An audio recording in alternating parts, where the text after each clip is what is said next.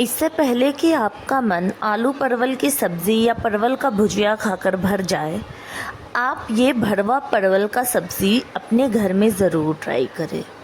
ये बहुत ही इजी है बनाने में, प्लस ये बहुत टेस्टी भी है। परवल खाने से मन भर जाए तो एक बार ये ज़रूर आप ट्राई करें। तो सबसे पहले तो परवल को हम बड़े आराम से चीरा लगाएंगे।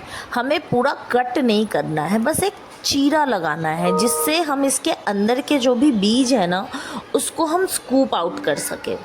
आपके पास चम्मच का भी आप हेल्प ले सकते हो। मैं यहाँ पे अपनी उंगलियों की हेल्प से इसको स्कूप आउट कर रही हूँ। और आप चीरा लगाते समय ये बात का भी ध्यान रखें कि आप एक्सट्रीम एंड, जो दोनों एंड है परवल का, उसमें आप अच्छे से सावधानी से चीरा लगाएं। अदरवाइज़ जब आप स्कूप आउट करेंगे ना, तो वो टूट सकता है परवल, जिसके बाद में जब आप इसकी स्टफिंग करके इसे फ्राई करोगे ना, तो वो आपस में इतना ज़्यादा फट जाएगा कि वो पूरे मसाले अंदर से बाहर आ जाएंगे। तो इसी तरह आपको सारे परवल को स्कूप आउट करना है बहुत सावधानी से, जिससे हमारा परवल टूटे ना। और उसके बीज को एक प्लेट में रख लूँगी। यहाँ पे मैं 4 मीडियम साइज़ का प्याज ली हूँ। इसे छील के मैं अच्छी तरह से वॉश कर लूँगी। 4 प्याज इसलिए कि कुछ हमारे प्याज जो है वो हमारी जो मसाले में प्रिपेयर करूँगी उसमें भी मैं ग्राइंड करूँगी, और कुछ मुझे फ्राई करने के लिए चाहिए। तो इसलिए मैं एक बार ही यहाँ पे 4 प्याज ले ली हूँ।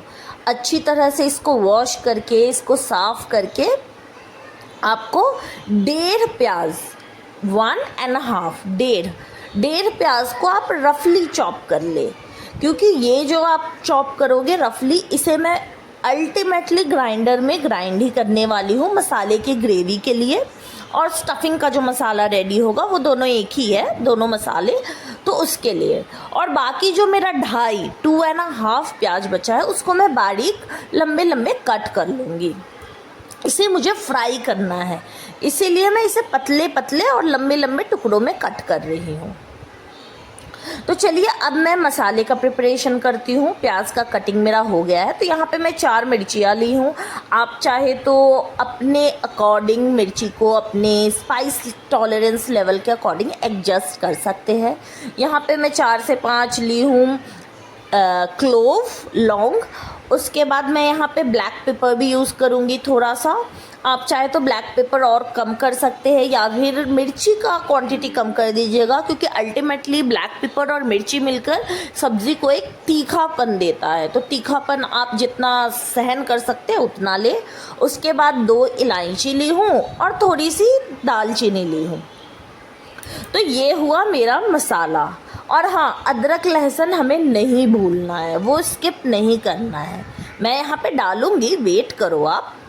तो जितने भी मैं प्याज अपने मतलब परवल के जो भी बीज थे वो सबको अपने ग्राइंडर में डाल के अदरक लहसुन को मैं यहाँ पे डाली हूँ। लहसुन की आप 10 से 12 कलियाँ ले सकते हैं। और इसको हमें कोर्स ग्राइंड करना है, हमें एकदम बारीक फाइन नहीं करना है, कोर्स होना चाहिए।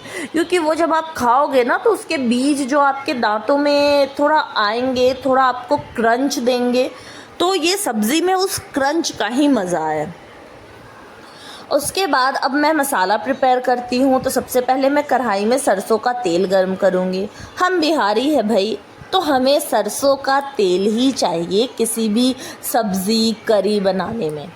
हम रिफ़ाइन, ऑलिव ऑयल ये सब नहीं खाते हैं, बट इतने चोचले नहीं हैं हमारे। हम सिंपल बिहारी, सिंपल से सरसों तेल में खुश हैं। अच्छा, मैं आपको बताती हूँ, ये जो मेरी अभी जो मैं परवल स्टफ़ करके जो रेसिपी बना रही हूँ, ये मेरी नानी बनाया करती थी। और मेरी नानी वर्ल्ड का बेस्ट भरवा परवल बनाती थी। परवल के सीज़न में कभी भी गर्मियों की छुट्टी में चले जाए नानी घर, तो ऐसा हो ही नहीं सकता कि हम हमारी नानी को बोले नहीं। ऐसे मम्मी की बहुत याद आती है। खैर, उन्होंने जो legacy generation to generation pass on किया है, तो उसे आगे बढ़ाने का ज़िम्मा तो हमारा ही होता है ना। खैर, सबकी नानी अच्छा खाना बनाती है, बट मेरी वर्ल्ड की बेस्ट नानी थी और वो वर्ल्ड का बेस्ट खाना बनाती थी। तो चलो प्याज जब भुन जाए, वो थोड़ा ट्रांसपेरेंट होने लग जाए, तो आपने जो मिक्सर में ग्राइंड किया था जो पेस्ट, उसे आप ऐड कर देना। उसके बाद स्वाद अनुसार नमक डालना, हल्दी, धनिया पाउडर, ज़ीरा पाउडर, और अगर आपके घर में सब्ज़ी मसाला है तो सब्ज़ी मसाला डालना। मेरे घर में अभी चिकन मसाला अवेलेबल था तो मैं यहाँ पे चिकन मसाला डालूँगी और उसको अच्छी तरह से भूनूंगी। तो ये जो पेस्ट है, आप देख रहे हैं कितना ये फैल रहा है, तो हमें इसे तब तक भूनना है जब तक ये एक सेमी सॉलिड डो ना बन जाए। आप जब इसे फिलिंग करने के लिए हाथ में लोगे ना, तो वो बड़े आराम से बॉल का शेप ले ले। तो ऐसा होने तक हमें इसे फ्राई करना है। अगर आपको लग रहा है कि पानी की क्वांटिटी ज़्यादा हो गई है, ऐसे तो मसाले पीसने समय बिल्कुल पानी मत डालना, बिल्कुल भी नहीं, एक ज़रा भी पानी नहीं। पर फिर भी आपको ऐसा लगे कि स्लरी जैसा हो गया है, तो आप भुना हुआ बेसन यहाँ पे डाल सकते हैं, उससे आपका टेस्ट इन्हेंस होगा। ये है एक्स्ट्रा टिप्स। बट मैं यहाँ पे पानी बेसन कुछ भी ऐड नहीं किया। अब देखो सेमी डो के फॉर्म में मेरा ये आने लगा है, पानी की जो क्वांटिटी है वो सूखने लगी है। तो अब मैं करूँगी क्या कि मैं गैस ऑफ कर दूँगी और इसे ठंडा होने दूँगी। और एक बार जब ये ठंडा हो जाए ना, तब मैं इसमें 1/4 नींबू का रस आप इसमें निचोड़ लो, थोड़ा खटास के लिए। आप चाहे तो नींबू स्किप भी कर सकते हो, बट ट्राई करने में क्या जाता है, बहुत टेस्टी लगता है ये। और ये मसाला हमारा रेडी है। और ये जो मसाला है ना, इसे आप सिंपल गर्मा गर्म चावल के साथ मिक्स करके खाओ ना, मतलब हेवन है, हेवन, इतना टेस्टी लगता है। तो मसाला ठंडा हो गया पूरी तरह से, तो अब मैं बड़े सावधानी से अपने परवल के दोनों एंड को प्रेस करूँगी, बड़े धीरे से, ज़्यादा हमें फोर्स नहीं लगाना है। तो वो जो हमारा जो हॉलो है ना, वो स्कूप आउट जो हमने किया था वो ओपन हो जाएगा। तो उसमें हमें बड़े सावधानी से थोड़ा थोड़ा करके हमारे परवल की फिलिंग को भरना है। और हमें सारे परवल की फिलिंग को ऐसे ही करके भर लेना है। अब मैं यहाँ पे नॉन स्टिक पैन ली हूँ, आप चाहे तो कढ़ाई भी ले सकते हैं, बट मेक श्योर करना कि फ्लैट सरफेस हो, फ्लैट सरफेस पे इवनली कुकिंग होगा। उसके बाद मैं यहाँ पे तेल ली हूँ, तेल को स्प्रेड कर ली हूँ। तेल जब अच्छी तरह से गर्म हो जाएगा, तब मैं एक एक करके परवल को इसमें ऐड कर दूँगी और इसे मैं कवर करके कुक करूँगी, क्योंकि कवर करके कुक करने से वो जो स्टीम अंदर में जनरेट होगा ना, उस स्टीम से ही हमारा परवल पक जाएगा। तो मैं कवर करके कुक करूँगी और बीच बीच में थोड़ा सा इसे घुमा दूँगी ताकि चारों तरफ से हमारा परवल पके। अगर आपको ऐसे करने में डिस्कम्फर्ट हो रहा है तो आप चम्मच की हेल्प से भी इसे पलट सकते हो।